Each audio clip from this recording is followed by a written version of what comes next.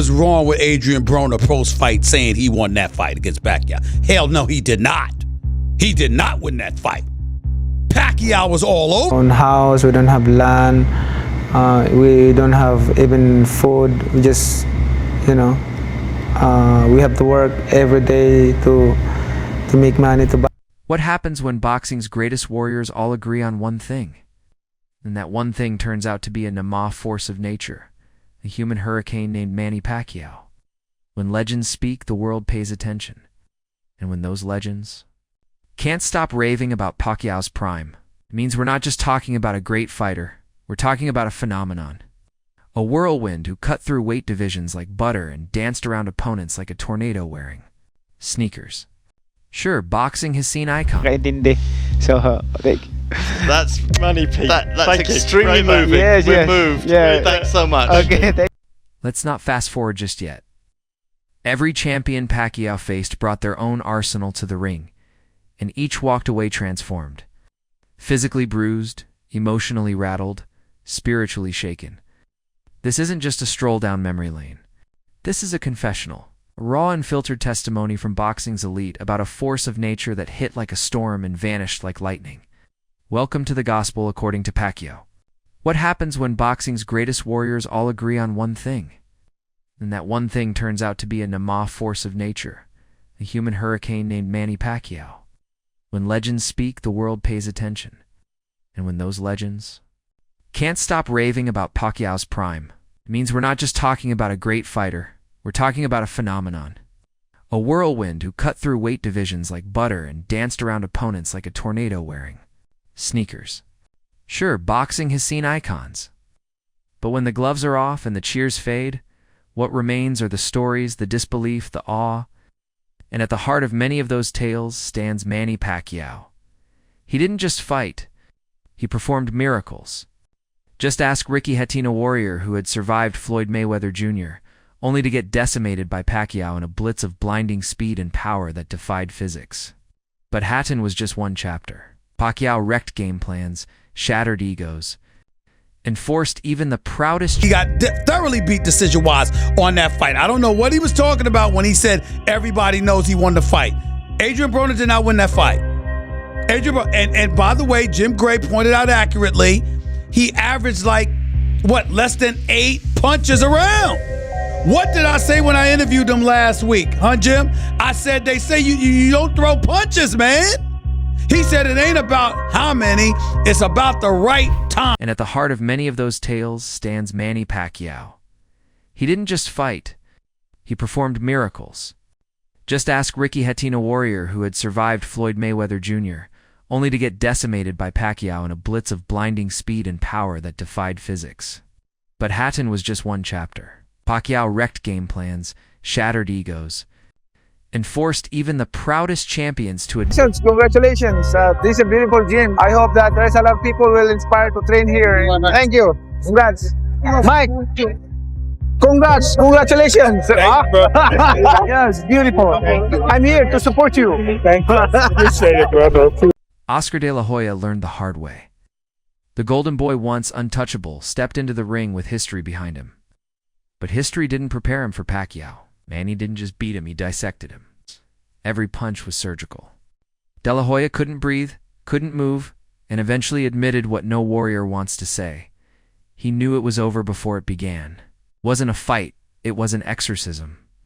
Pacquiao didn't just take De La Hoya's belts. He took his aura. Manny fought with rhythm, footwork, and movement so fluid it turned bouts into symphonies with opponents forced to follow along until they fell off a cliff. Even Floyd Mayweather, the master technician, couldn't help but call Manny, perhaps, the best he ever faced. That's not just flattery. That's acknowledgement of Pacquiao's brutal ballet, his elegant chaos. It kind of shocked me because Pacquiao tends to lead with his head, which is how Marquez got him in that third fight. Correct. But he was quicker. He was quicker. He was predictably more aggressive. He connected more. That 8th and 9th round, he was all over Adrian Broner. All over him. Then came Joshua Claudia Fighter, who entered the storm with pride, but no plan. He didn't lose. he vanished. He froze. Years later, he admitted the truth. He wasn't ready. He was outclassed, underpaid, and overwhelmed. Manny's punches rained down like machine gun fire from all directions. All Claude could do was survive. But survival wasn't always an option. Just ask Keith Thurman. He came in loud, proud, declaring himself the new king. But 40-year-old Pacquiao turned him into a sparring partner. One knockdown, then another. And while Thurman had heart, he didn't have the answer. Pacquiao's speed, timing, and angles turned fights into puzzles, and by the time you solved them, it was already too late. As a case for greatest fighter, pound for pound, who ever lived. Think about, by the way, I don't think he wins that argument. Sugar Ray Robinson is safely ensconced in that position.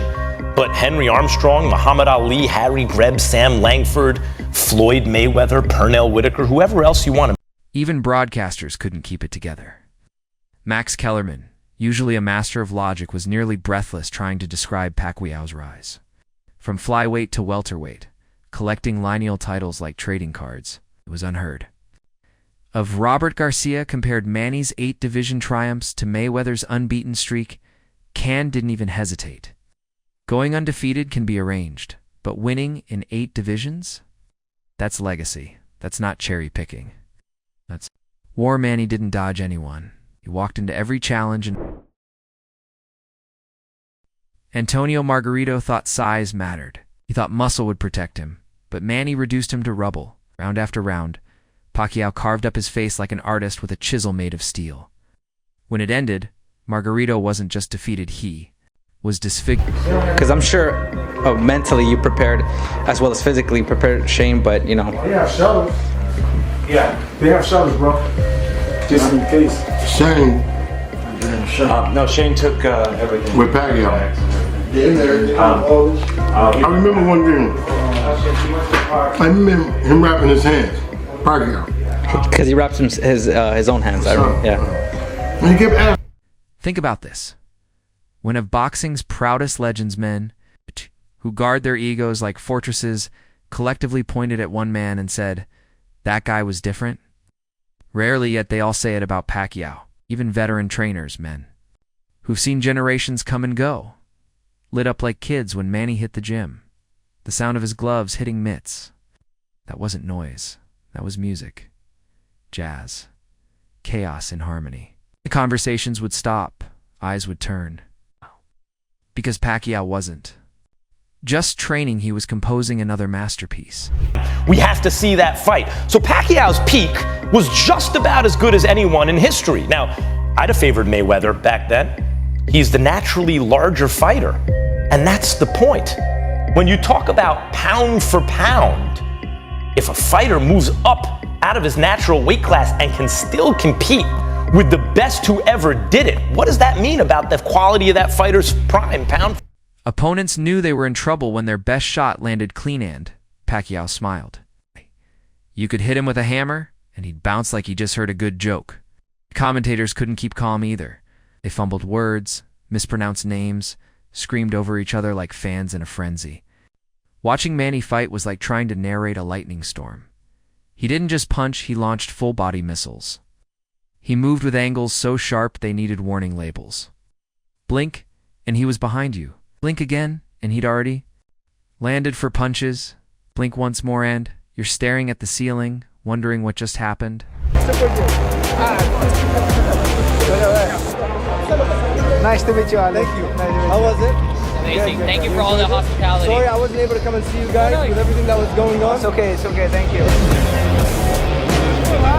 And yet, despite all that savagery, Manny had the face of a man who'd help change your tire and chat while doing it. That was part of the deception. Fighters braced for a demon and got a smiling whirlwind with steel-forged legs. Drainers tried to prepare. They studied southpaw tactics, drilled for speed. But when the bell rang and Manny became a blur, all that prep turned to panic. Trash talkers fared even worse. Before they could finish an insult, Pacquiao had hit them 4 times, switched stances, and winked at their trainer. You don't talk to a stranger. Brandon Rios made Pacquiao look lightning fast, and then when he fought Tim, made him look fast, but not as fast. Now, but Tim's not necessarily known as a fast guy. I am. He's gonna have to be fast guys fast. It's all relative. Speed is a relative thing. Did he just say he's faster than me? Oh my gosh. Very few boxers age gracefully. Most collect damage like rust on an old truck. Not Manny. He evolved. Smarter, deadlier, more efficient. In his late 30s, he was schooling fighters a decade younger and making it look routine. Skeptics say, but he lost. Of course, he fought monsters. While others padded their records, Pacquiao walked into fire. He didn't duck, he charged. Facing giants with reach, youth, and elite camps, Manny came armed with speed, courage, and a grin that said, "Let's dance." And when the dust cleared, most of them were left wondering what just hit them and Wyatt smiled. He's not really known as a fast guy. It's like, what am I known for, kid? Like, really? Like, really? Fat? Oh, man. He gonna learn November 22nd, what fast is all about. Manny Pacquiao, lightning fast feet, reflexes, angles. Let's talk balance. Pacquiao could be midair, pivoting on one toe, dodging a jab, and still land a bomb. It's not training, that's divine programming. He fought not to win rounds, but to bend physics. Coaches called it wild. Fans called it magic. Historians? They were already carving his name into stone. He had what every legend shared: charisma, unpredictability, violence hidden inside poetry. But Manny had something rare: humility. He didn't fight to show off. He fought because it was the language of his soul. That's why the greats salute him, because scars speak louder than belts. And those who faced Pacquiao left the ring with both. Now, with 2024 approaching, he's not fading away. He's returning. Good luck to him, though, man. Good luck to him. He's faster than me? Really? Are you serious? Jury's faster than me? Are you serious? Come on, man. You gotta be kidding me. You gotta be kidding me, man. You're taller, but not fast. To the doubters asking, why come back? The answer is simple. Legends don't go quietly. They leave echoes. Manny Pacquiao is ready to echo one last time. This isn't nostalgia, it's destiny. One final masterpiece. One more superstorm. In gloves, whether you followed his journey from the flyweight days or just discovered him, this is a moment in history. When he steps into the ring again, it won't just be another fight. It'll be a seismic event. One you'll remember. One you'll tell your grandkids about. One where time stopped and Manny Pacquiao danced once more. Subscribe, like, and comment your favorite Pacquiao memory below, because the final chapter is being written. And it's going to be loud. So damn hard. You might want to see every step of this to make sure, because you might think I have something as hard as that. But after he wrapped the hands, I held my hand up like this, and he said, in my hand. I said, shit. Had I not seen him wrap that hand, I'd ask him to rewrap that damn thing. Then came Joshua Claudia Fighter, who entered the storm with pride, but no plan. He didn't lose. He vanished. He froze. Years later, he admitted the truth. He wasn't ready. He was outclassed, underpaid, and overwhelmed. Manny's punches rained down like machine gun fire from all directions. All Claudia could do was survive. But survival wasn't always an option. Just ask Keith Thurman. He came in loud, proud, declaring himself the new king. But 40-year-old Pacquiao turned him into a sparring partner. One knockdown, then another. And while Thurman had heart, he didn't have the answer. Pacquiao's speed, timing, and angles turned fights into puzzles, and by the time you solved them, it was already too late. Think about this. One of boxing's proudest legends, men who guard their egos like fortresses, collectively pointed at one man and said, "That guy was different."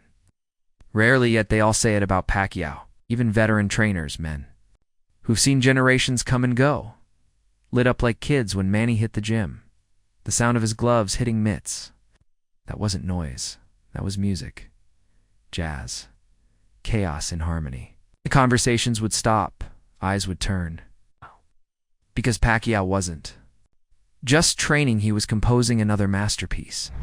Had a way of ranking baseball players that I came across as a kid and thought, that's really smart. You have to rank them at their best and then also over the course of their careers. Because when you have that argument, are you talking about who accomplished the most or what heights did they reach? What peak did they reach? Take either for Pacquiao. Take his peak. Was it at 140 pounds when he obliterated Ricky Hatton, Miguel Cotto, and then Oscar De La Hoya, though that was at 147? Was that Pacquiao's peak? Because remember, that's when the Mayweather-Pacquiao hype actually reached fever pitch. Oh my God.